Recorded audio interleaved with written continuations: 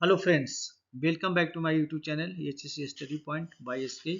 आज हम बात करेंगे कन्फाइंड स्पेस के ऊपर, जिसमें बहुत सारी चीज़ों पे हम बात करने वाले हैं। जैसे कि what are the gases found in the confined space and their hazard. Confined space में कौन कौन से गैसेस पाए जाते हैं और उनके हजार्ड्स क्या हैं। फिर देखेंगे what are the gases and vapour found in confined space and what are their relative density in confined space. उसकी रिलेटिव डेंसिटी क्या होती है कन्फाइंड स्पेस में। उसके बाद जानेंगे acceptable level of flammable and toxic gases. Toxic and flammable gases का acceptable level क्या है। उसके बाद जानेंगे how to take gas sample in confined space at different level. Confined space में गैस सैंपल डिफरेंट लेवल पे कैसे लिया जाता है।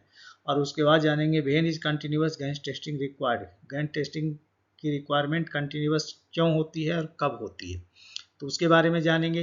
तो चलिए सबसे पहले देखते हैं कि what are the gases found in confined space.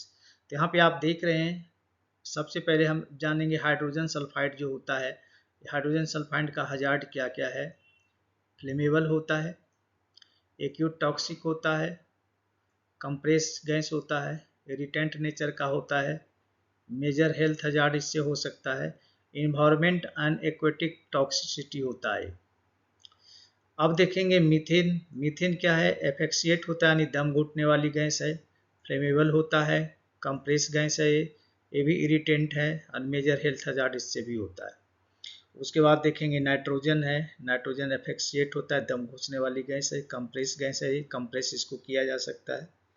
उसके बाद अमोनिया देखेंगे, ये भी कंप्रेस किया जा सकता है, कोरेसिव नेचर का होता है, एक्यूट टॉक्सिसिटी होता है, इन्वायरमेंट एंड एक्वेटिक टॉक्सिसिटी होता है। इन्वायरमेंट और एक्वेटिक दोनों को ही नुकसान करता है। फिर देखेंगे कार्बन मोनोऑक्साइड है जो एक्वट टॉक्सिसिटी होता है, फ्लेमेबल होता है, कंप्रेस गैस है, इसको कंप्रेस किया जा सकता है एंड मेजर हेल्थ हजार्ड इसमें भी है। चलिए कंटिन्यूस अभी देखते हैं। क्लोरीन की बात करें तो क्लोरीन ऑक्सीडाइजर होता है, कंप्रेस गैस है, एक्यूट टॉक्सिक है, बहुत ही ज़्यादा टॉक्सिक है, इरिटेंट नेचर का है and environment and aquatic toxicity है इसमें भी। हाइड्रोजन साइनाइड की बात करें तो ये फ्लेमेबल है, एक्यूट टॉक्सिक है, मेजर हेल्थ हजार्ड इसमें है, इन्वायरमेंट एक्वेटिक टॉक्सिसिटी है। चलो नाइट्रिक ऑक्साइड की बात करते हैं तो ये ऑक्सीडाइजर है, कोरेसिव नेचर का है, कंप्रेस गैस है, एक्यूट टॉक्सिक है एंड मेजर हेल्थ हजार्ड है। चलिए उसके बाद देखते हैं सल्फर डाइऑक्साइड जो कि कंप्रेस गैस है, कोरेसिव नेचर का है एंड एक्यूट टॉक्सिक है। चलिए नेक्स्ट देखते हैं कि what are the gases vapour found in confined space and what are their relative density. उसकी रिलेटिव डेंसिटी क्या होती है।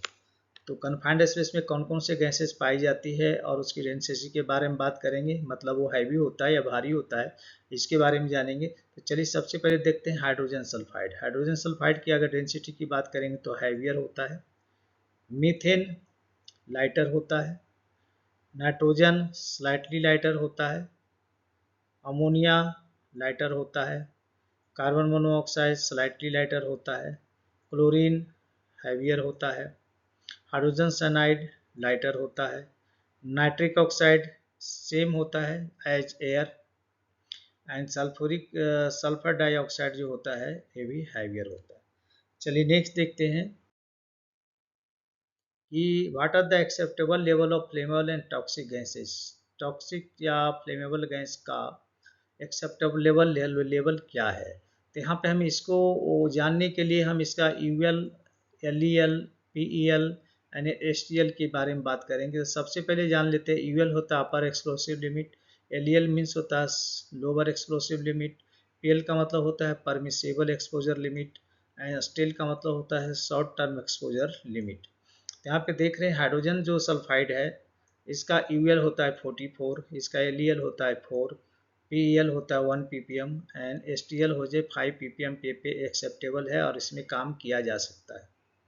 मीथेन की अगर बात करें तो इसका यूएल 77 है, एलईएल 4 है, पीएल एसटीएल इसका नॉट अप्लीकेबल है। तो ये दोनों अगर है तो इसमें काम किया जा सकता है। नाइट्रोजन की बात करें तो इसमें कुछ भी यूएल, एलईएल, पीएल, एसटीएल फंक्शन नहीं है। अमोनिया का देखेंगे तो 28 इसका यूएल है, 15 है जो एलईएल है, 25 ppm इसका पेल है means permissible exposure limit, and 35 ppm इसका स्टिल है शॉर्ट टर्म एक्सपोजर लिमिट, मतलब इसमें काम किया जा सकता है क्योंकि एक्सेप्टेबल लेवल है। कार्बन मोनोऑक्साइड की बात करें तो 74 है, यूएल 12.5 है, जो एलईएल है, पेल है जो 50 ppm है, और स्टिल है जो 200 ppm है। उसी तरह क्लोरीन की अगर बात करें तो क्लोरीन का यूएल नहीं है, एलईएल भी नहीं है, इसका पेल होता है 0.5 ppm एंड स्टिल होता है इसका 1 ppm। हाइड्रोजन साइनाइड की बात करें तो इसका यूएल है 40, एलईएल 5.6, पेल है जो 10 ppm है और स्टिल 4.7 ppm है।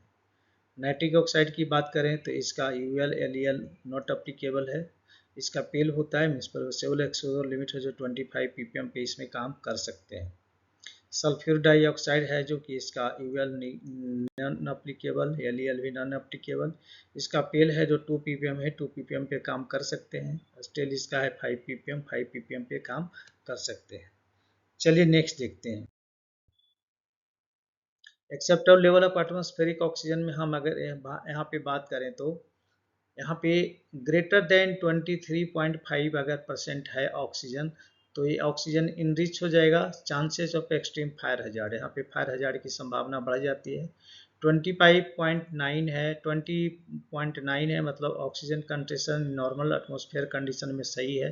19.5 जो है वो मिनिमम परमिसेबल एक्सपोजर लिमिट है, मतलब 19.5 में भी काम कर सकते हैं। एंड 15.219 है, मैंने difficulty in respiration and expectation हो सकता है, मतलब सांस लेने में प्रॉब्लम होगा और दम घुट सकता है इसमें। चलिए नेक्स्ट देखते हैं। अब यह है how to take gas sample in confined space at different level. Confined space में अगर डिफरेंट लेवल में गैस टेस्टिंग करना है तो इसका प्रिंसिपल क्या है और किस तरह से ले सकते हैं। तो सैंपल लेने के लिए तरीका क्या है, sample should be taken at top, middle and the bottom level. यहाँ तक लेना है, टॉप, मिडिल, बॉटम में लेना है। Due to varying concentration of gases और वेपर, तो ऐसा क्यों किया जाता है, क्योंकि जितने भी गैस और वेपर होते हैं उसके वेरिंग कंसंट्रेशन अलग अलग होते हैं, तो इसके कारण हमें कोई लाइट होता है, कोई हैवियर होता है, कोई सेम एज एयर होता है। तो इस केस में हमें हर एक जगह पे टॉप, बॉटम और मिडिल में हमें यहाँ पे लेना पड़ेगा। Gases can be lighter than air, जैसे कि मेथन है, एयर से भी हल्का होता है यानी टॉप में रहेगा, and can be found of the top of the confined space. उसी तरह सम ऑफ द हाइवियर देन एयर होता है, जैसे हाइड्रोजन सल्फाइड जो होता है यह है जो बॉटम में सेटल हो जाएगा। And some gases that can have a same weight as air, यानी एयर से सेम वेट होता है, can be found in confined space, जो कि कन्फाइंड स्पेस में पाए जाते हैं। चलिए नेक्स्ट जो है कि when is continuous gas testing required, gas testing की रिक्वायरमेंट कब होती है।